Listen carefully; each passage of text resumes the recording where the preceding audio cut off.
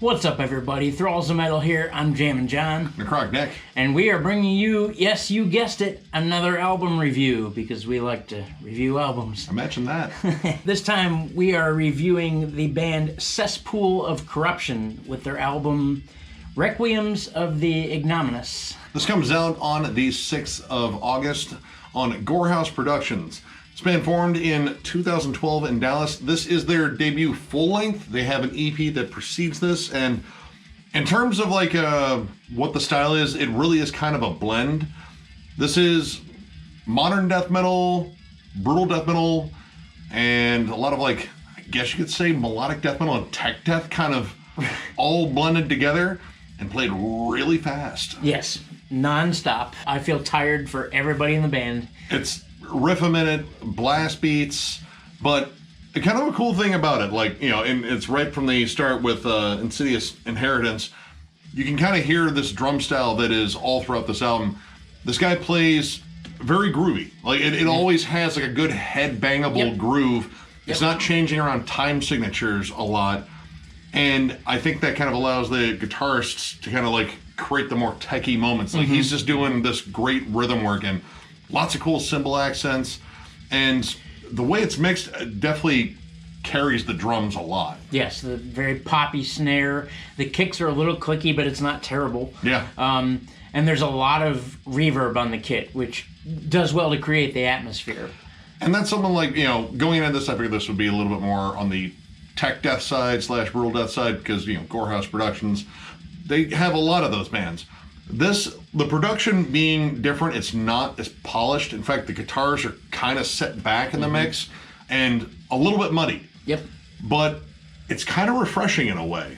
Like, I still think, you know, it could be tweaked a little bit to get like a little bit better sound, because it kind of sticks out in some of the more like melodic moments where, you know, the guitars sound a little squawky versus, you know, like a little bit cleaner and more pristine.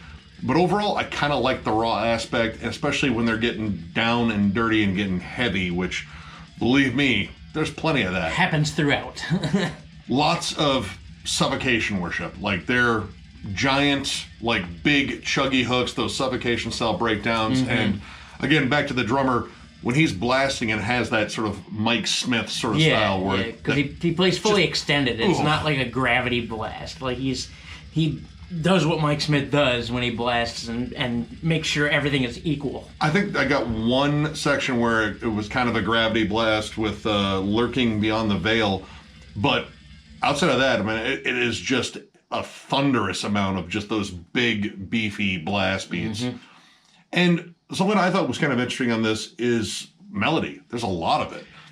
Gorehouse, again, you know, I mean, what do you expect from a label called Gorehouse? I mean, there's a lot of brutal death on there. There's a lot of gore grind.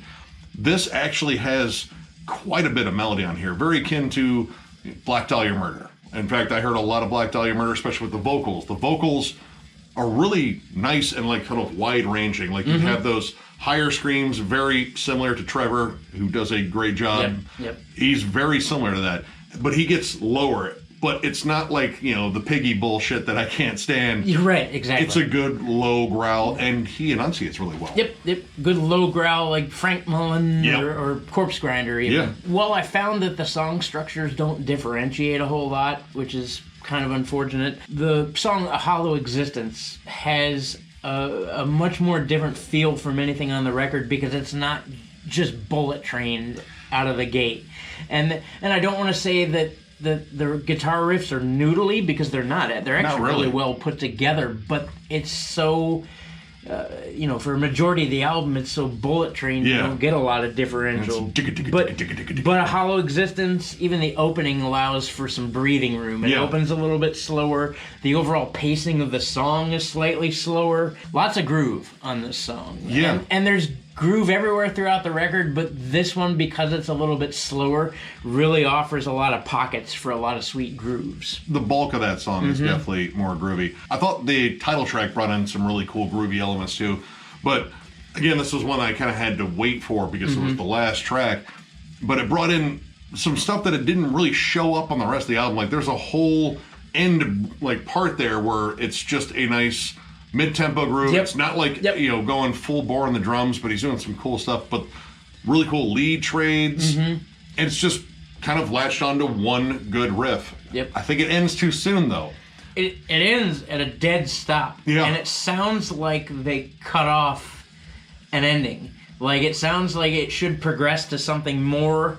The title track, too, there's a lot of heft in that track that there's not so much pronounced on the rest of the record. Because the rest of the record is just noodly, shreddy McFuntits. There's some low-end, tremolo riffs that I thought were really good. Yep. But most of the time, I mean, again, it's fast-paced, very energetic. You do get, breakdowns on here, which generally, I like breakdowns, but when they're used too much, I kind of get out of that mode. Here, I don't think they're used enough. Because when they come up with some breakdowns, they're really clever. There is a breakdown on Consuming the Diminished that is probably the most brutal death breakdown on here. There's definitely one also on Disfigurement of Idolization, which I thought was really cool. But that one on Consuming the Diminished screams Dying Fetus. Yes. It has just, the kind of the slam break. Yep. And at that point, it became very refreshing because throughout this, again, Bullet Train. And even between tracks, there's not a lot of lead-in. In fact, they all kind of just detonate right in front of you. Like someone threw an M80 at your feet. Yeah, pretty much. There's no filler, there's no real intro, it's nothing. It's just straight to the face. You don't really even get a lot of isolation. You get a little bit of isolation in terms of the remaining little bass noodle at the end of A Hollow Existence, the snare lead in on Consuming the Diminished. But it's not used enough because, again, this is kind of a blunderbuss of just everything heavy being thrown at you. And I love the intensity. This album is intense as hell, but it could use some moments to just kind of pump the brakes a little bit. This is essentially setting the cruise control at 90 miles an hour and hoping you don't get pulled over. I've been there. But, it needs to, take in a little bit of scenery, kind of build stuff because everything is coming at you at 1,000,000 miles an hour. And while it's good, I love pretty much everything they're doing because they're executing it very well. And I still have a big love for Black Dahlia Murder. I like Later Job for a Cowboy. There's definitely a lot of that on here. A lot of Genesis era Job for a Cowboy. But again, it's coming at you so fast and you don't have time to process the last moment. Now, one thing on here that I did like, and it kind of comes out a little bit more later in the album, is the lead work.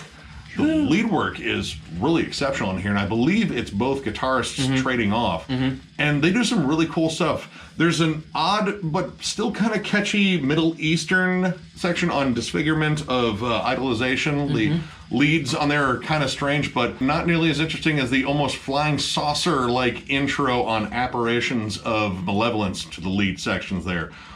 Kind of takes on a bit of a sci-fi feel. It kind of reminded me of the Ray Harryhausen movie where the flying saucers come by and shooting death rays and knocking over the Washington Monument. Fun and kind of unique, and I kind of peppered in something a little bit different. The main thing about this album, though, is it sticks really hard to a comfort zone, and it's kind of a small one. They kind of work around, this certain style they have. They don't really branch out very often from it, and again, the fact that it's all bullet trained one after another with very little breaks. Again, even as far as isolating a guitar riff for a second, it kind of runs together, which is a problem because I like it, but there's not enough for me to distinguish one song from the other because they all kind of have the same core elements to them. I think the title track is the one that shows the most promise.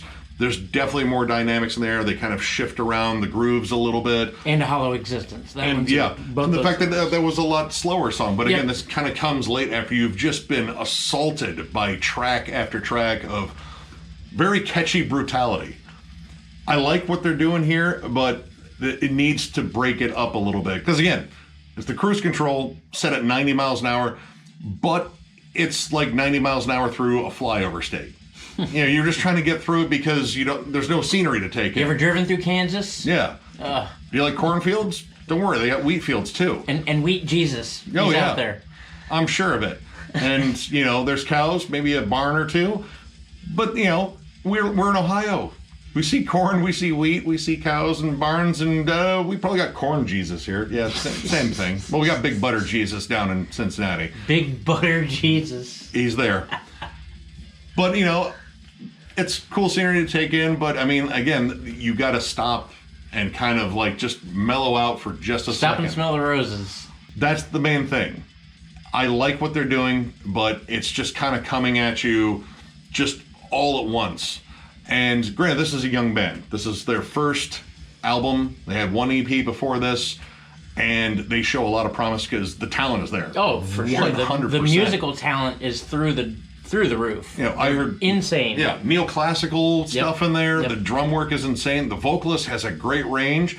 The bassist, I'm pretty sure, is good. He's kind of mixed out there a little bit, but all of them seem like they're really talented musicians, and it's just kind of piecing it together. So overall, I'm going to give this 3.5 stars. They have the core stuff that I like about this style of death metal. It's just pretty much putting it together. That's the only real hiccup on here. Maybe spaced out with a little bit of atmosphere. You know, I bitch about intros and shit, but a couple of intros in between there, just to, you know, break it up like a movie quote or something. To break up the monotony. That would really help because this is too good to just be static. Mm-hmm. That's the thing. You know, these songs deserve some room to breathe, and I hope that is something they employ in their next release, because I will definitely check that out too, because I like this. This is really solid. Yep. It just needs some minor tweaking, and I still recommend you guys totally check this out if you're looking for something brutal but melodic. Like I almost said brutal melodic death, and then I think I had a small stroke saying that because part of that doesn't make any sense. Yep. But that is kind of close to what this is. So yeah, if you're looking for something like that, definitely check this out.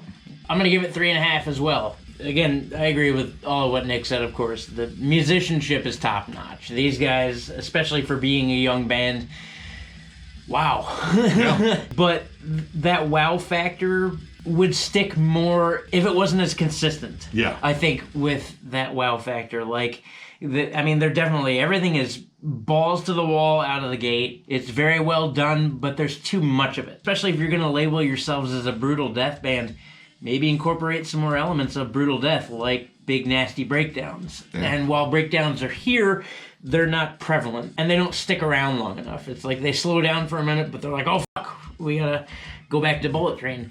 And that's cool. But like Nick said, the structure of it all, maybe not put all of that so close together, because there really aren't moments where it slows down. Without maybe the last track or A Hollow Existence, there's no way to differentiate between the rest of the songs. They're good, but there's too much. Too much of a good thing isn't always a good thing. Yeah. So, yep. But yeah, definitely if you're looking for a band to punch you in the face full of wonderful, techie, mellow, whatever, like these guys are definitely Bullet Train and balls to the walls, props on that forefront. So yeah, go check them out. 3.5 stars. So if you enjoyed this review, give it a thumbs up. And if you are new to the channel, subscribe, because we do stuff like this all the time. We're also on Patreon. If you'd like to help us out there will be a link below in the description. Somewhere there. We're going to work on throwing more stuff on there. And, you know, by the time you see this one, hopefully we're already working on some new stuff there. We've been kind of lax on it. We know. We're sorry. Yep. We still also have some t-shirts left. We're eventually going to order another batch and probably some other stuff in there. But we still have extra larges, 2Xs, larges, and maybe a couple of smalls left. So if you're in any of those sizes and you would like a t-shirt, hit us up on thrallsofmetal@gmail.com. Leave us a message, put shirts in there, and we will get back to you, get your sizes, and hopefully get you a shirt. So with that, we thank you very much for watching, and we will catch you later.